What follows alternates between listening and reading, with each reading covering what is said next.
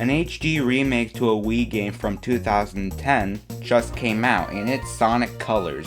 When that game came out, it was a breath of fresh air for Sonic fans, and was one of the better 3D Sonic games, and we got Sonic Generations, and then the series went downhill again. Here is some good news. I bought a Nintendo Switch, and this is my new go-to console. My PS4, I will always love it, and its library of games, and I will still play video games and watch movies on it until I get my PS5, but I'll have to wait until I can get one because of those scalper scum.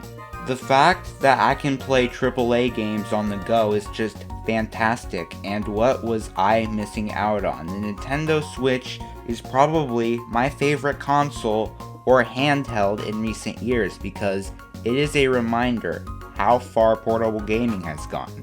From broken calculators that rot in pawn shops made by Tiger Electronics that strict parents give their children to the Nintendo Game Boy, PSP, and Switch. Handheld gaming music had gone from beeps and nails on a chalkboard to catchy Game Boy music that old boomers hate.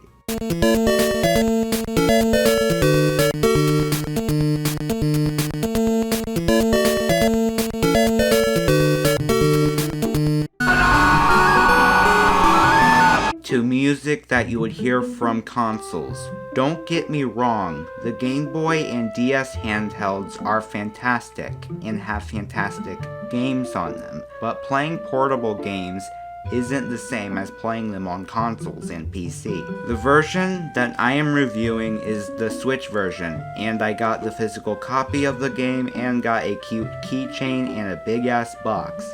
Yes, I know it is probably not the best idea to play the Switch version, but I did, and I pre-ordered it, and I saw the glitches on YouTube. I chose the Switch version of the game because you can play the game anywhere! At school, in the woods, and on the toilet. Oh, wait a minute.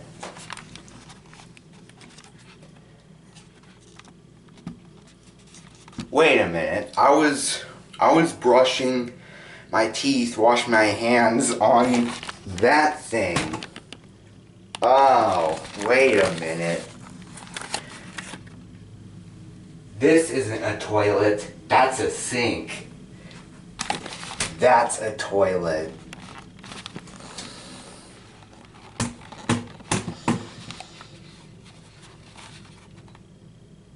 Oops. Sonic Colors was one of my childhood games, and I still have the game on the Wii. And I borrowed the DS version from a hot girl one time, but that was a long time ago. So I want to point out that on the physical copy of the Wii version of the game, that on the box it says 2006 when really the game came out in 2010. So they put 2006 on there. Well, I don't blame them for that.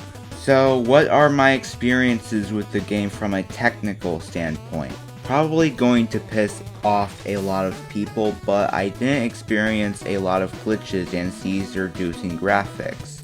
So I didn't have any seizures like the time I watched that Come Together music video. The load times were horrendous compared to the Wii version, and more likely on other systems like the PS4/PS5 and Xbox have better load times. Yes, I did experience some bugs and glitches. The reason why there were a lot of glitches from the Switch version of Sonic Colors on YouTube was because this was the digital version of the Switch port of the game. People played the game digitally, and it being glitchy became a norm to what people see Sonic Colors on the Switch. People just associate Sonic Colors on the Switch with WWE 2K18 on the Switch. Let me tell you this, if you're getting the Switch version and not getting it on PS4/PS5 and Xbox Series X/S, don't get Sonic Colors digitally on the Switch. Let me get that clear. Get the game physically if you are getting the game on the Switch, alright? Physical can be better than digital, probably always will be. That is something that fat-ass Americans will never really understand. Rant time is over. Now with a review of Sonic Colors Ultimate. As a 3D Sonic game, and for the time the game came out in 2010, it was a breath of fresh air. After Sonic 06 Unleashed, Sonic and the Black Knight, Sonic had moved back to the basics. Sega basically took the daytime levels in Sonic Unleashed, made a whole game out of it, and put the game on the Nintendo Wii, a very underpowered 480p console. For a Wii game in 2010, it is a gorgeous technical achievement, and at times feels like I am playing an Xbox 360 and PS3 game.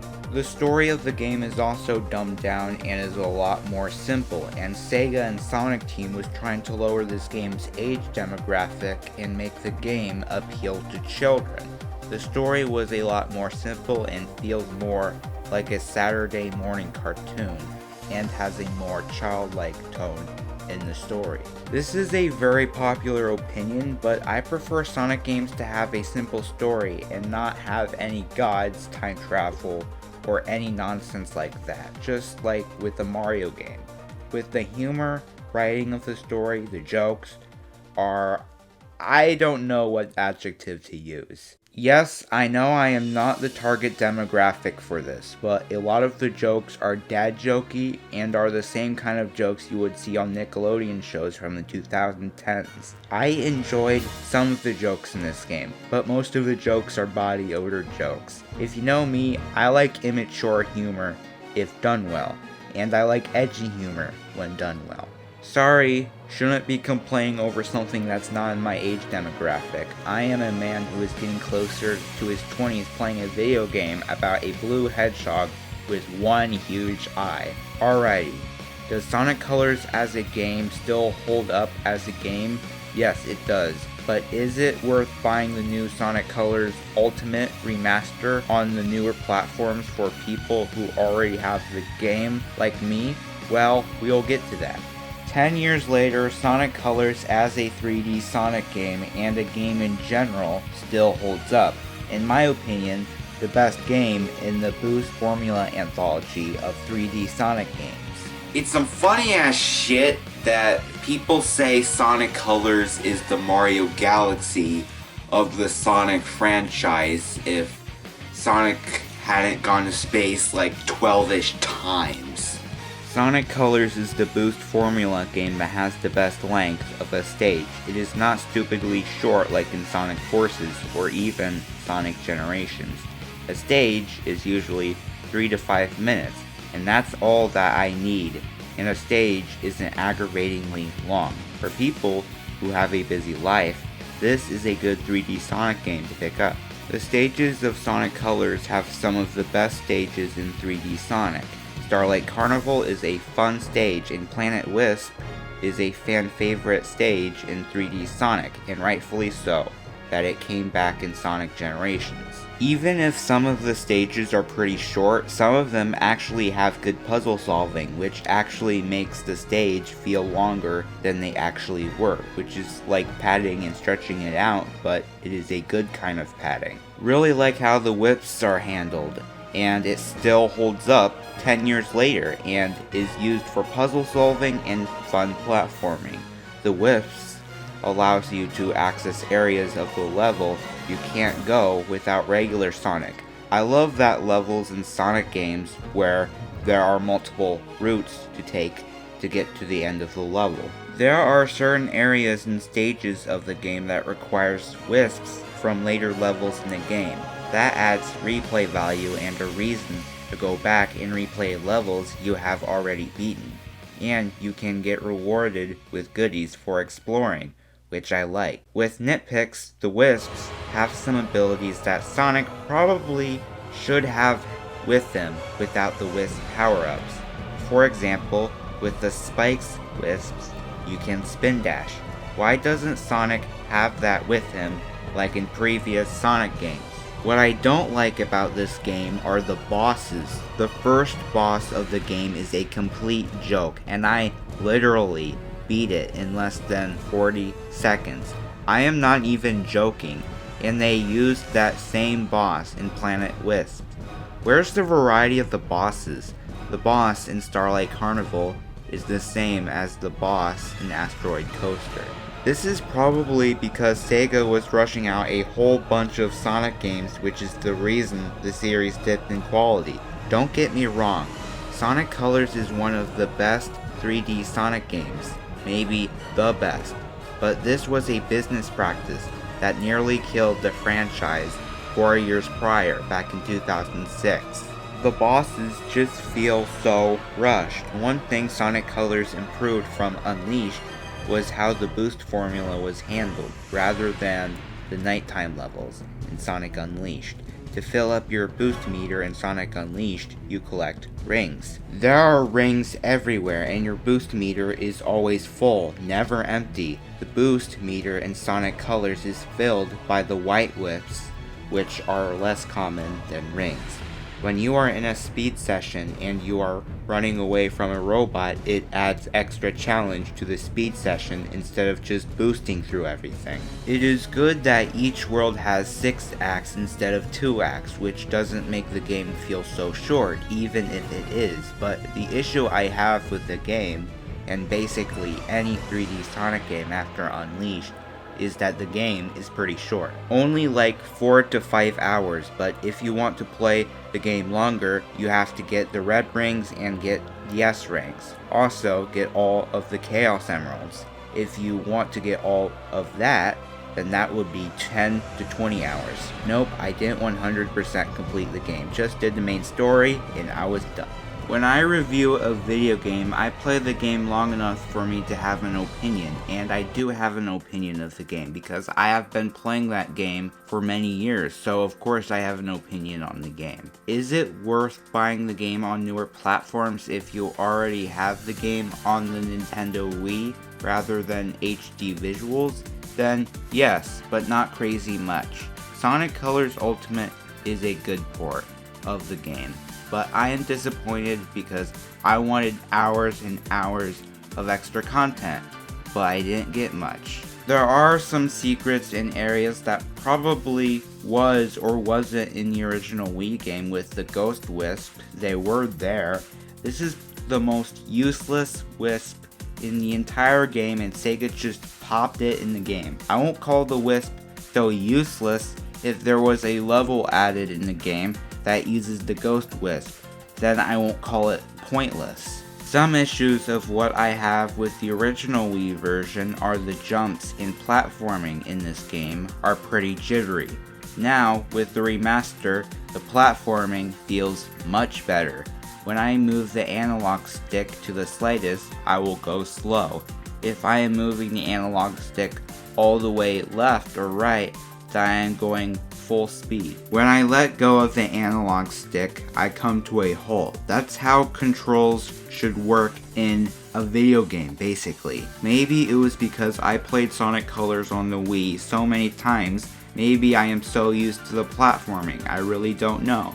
If you were just speeding through the level, not exploring, and just finishing the main story of the game, then it's harmless. But if you are looking for the red rings, then it is a pain in the neck, because the controls in this game is good for going fast and not exploring. The controls that work best in any 3D Sonic game is the Adventure series, 10 years prior from this game. I just beat the story of the game and didn't get all of the S ranks, red coins, and Chaos Emeralds, but one thing I would like in Sonic Colors Ultimate is an extra hard mode. What I mean is a batch of harder levels. There were some in the game to get Chaos Emeralds in Metal Sonic, but I am talking about harder levels, like a challenge mode. Remember in New Super Mario Bros. U and in New Super Mario Bros. Wii had a batch of super hard levels in the game. That's what I am talking about. Why isn't there a hard mode in this game? That would add hours of replayability in the game. There's sort of a challenge mode called the Egg Shuttle. The Egg Shuttle is just a marathon of all of the bosses and levels in the entire game, and that's it. One mode which was sort of a challenge mode in the game was the Rival Rush mode, which was paying respects to Sonic Rivals, a handheld Sonic game no one talks about on a PlayStation handheld nobody talks about. How this works is you race Metal Sonic in a specific level of the game and you race him. Hey, that's no fair! How come you get to pass the stage hazards and I can't, you metal dick? Sadly, there are the same levels as the ones you played earlier in the game. Number 2, there are only 5 stages which aren't original stages, and it only taken me like 45 minutes to complete the Rival Rush mode, counting the failures I had. If you were doing the Rival Rush without any failures, then you can basically finish the Rival Rush mode within 10 to 15 minutes. To unlock Rival Rush mode, you're going to have to collect 15 red rings in each world in order to unlock it. And I didn't know the Rival Rush mode existed. After you beat the Rival Rush mode, you get the Dark Boost, and it's not worth it. It just adds a boost costume, and it's a Dark Boost. Hey, that was worth it from beating the Rival Rush mode. One new feature Sonic Colors Ultimate offered is the ability to have different costumes and other goodies to purchase. See those yellow coins you collect to buy costumes for Sonic? I bought some different colored shoes for Sonic and black suit Spider-Man gloves. Okay, Sega add costumes for Sonic to wear, okay, and also some Boost costumes, which I can't buy because the Boost costumes cost 60 yellow coins, which is too expensive. Hey! There's where I experienced a bug.